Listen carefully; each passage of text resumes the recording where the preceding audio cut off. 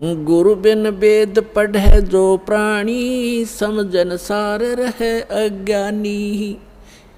गुरु बिन काहू न पाया ज्ञाना, जो थोथा भूस छड़े मूड किसाना। सतगुरु के बिन, गुरु के बिना किसी को भी वेदों का ज्ञान नहीं हुआ। वो तो ऐसे अपनी अटकलबाजी करते रहे जैसे कोई मूड किसान धान निकालने के बाद पड़ी पराली को और उसको कूट रहा है मोगरों से, डंडों से, या उनको पटक रहा है पकड़ पकड़ के। किस लिए?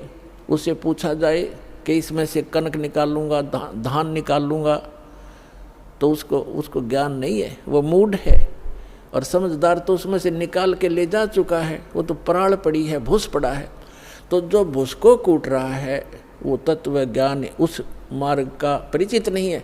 तो यहाँ बताया है, गुरु बिन काहू न पाया ज्ञाना, जो थोथा भूस छड़े मूड किसाना। गुरु बिन वेद पढ़े जो प्राणी, और समझे न सार रहे अज्ञानी। तो ये सभी अज्ञानी थे। कई वक्त आते हैं, वो कहते हैं जी मैंने सुधांशु जी से नाम ले रखा है, और फिर क्या बताता जी भूत प्रवेश है, प्रेत बाधा कई वर्षों से। अच्छा, फिर सुधांशु जी के मंत्र ने के काम करे आपका? क्या नाम दे रखा है? ओ हरिओम तत्सत।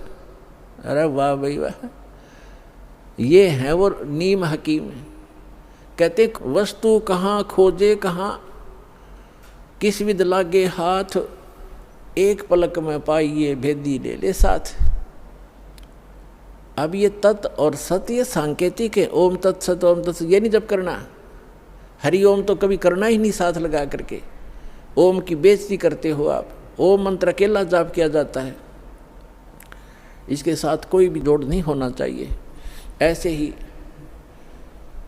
अब क्या बताया है कि जैसे एक धनी व्यक्ति था, सेठ था, साहूकार, उसने अपने पैड में, बही में, डायरी में लिख दिया। उसके अपने ही मकान के आंगन में एक मंदिर बना रखा था, और उसमें बही में लिख दिया, पैड में, डायरी में, कि चांदनी 14, यानी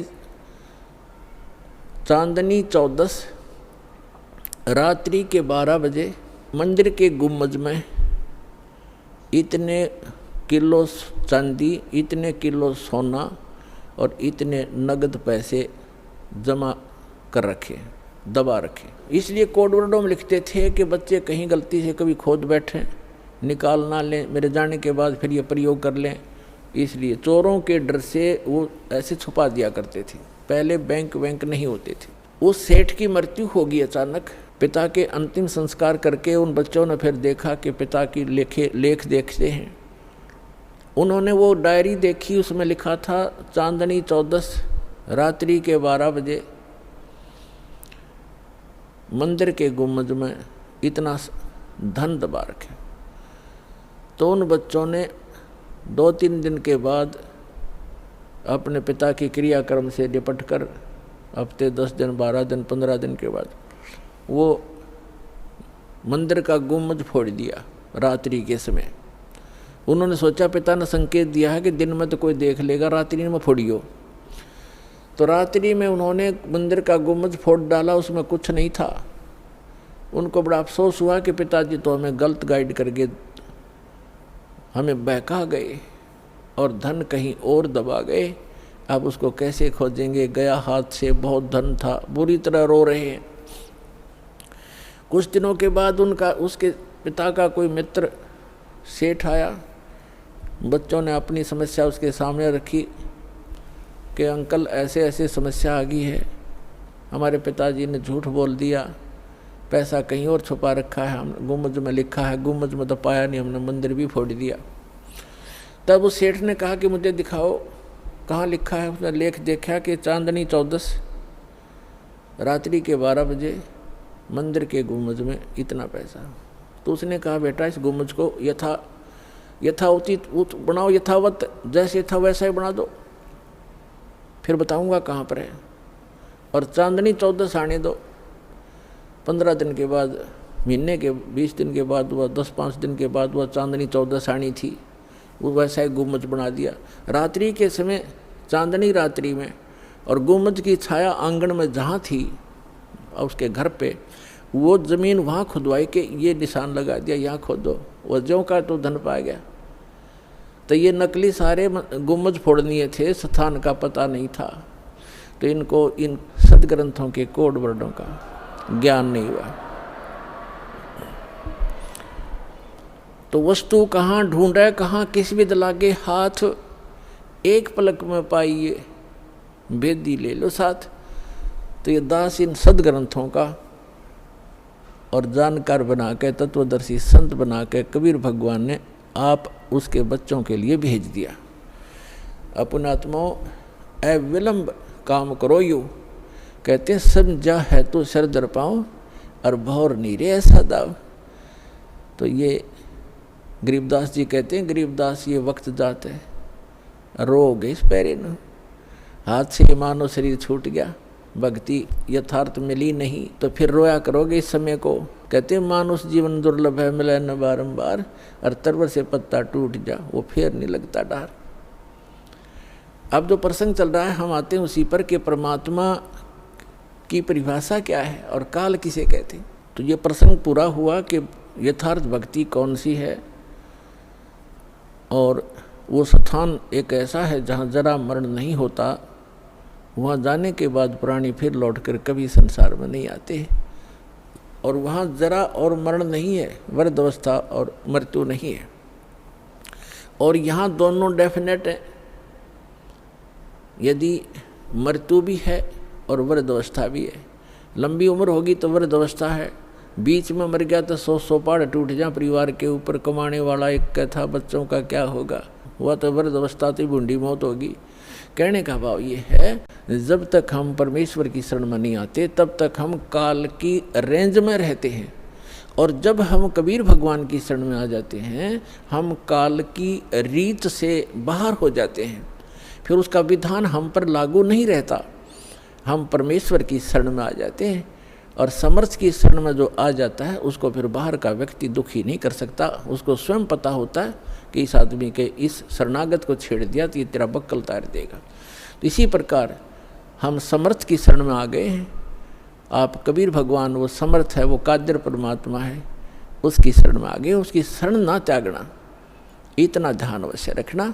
छोटा मोटा कष्ट भी होता है नाम लेने के बाद, तो ऐसे समझना जैसे एक बिल्ली बच्चे उत्पन्न करती है और 2-4 दिन के बाद उन बच्चों को दूसरे घर में ले जाती है, क्योंकि वहाँ वो ये देखती है कि कहीं तेरे बच्चों को यहाँ खतरा ना हो जा।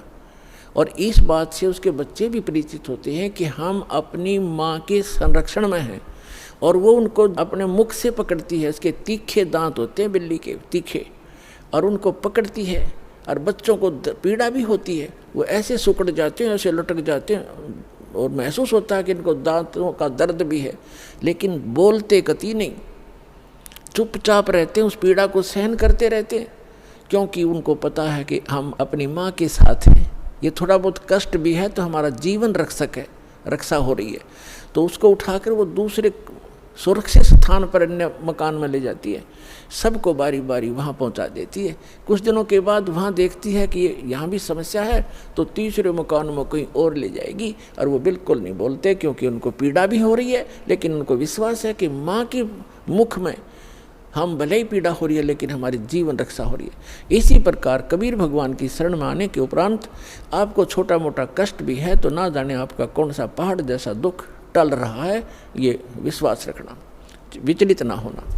यहाँ प्रसंग चल रहा है कि धर्मदास जी ने कहा था कि हे भगवान, यहाँ कितनी सुविधा दे रखी है भगवान ने, और इसको आप काल कह रहे हो।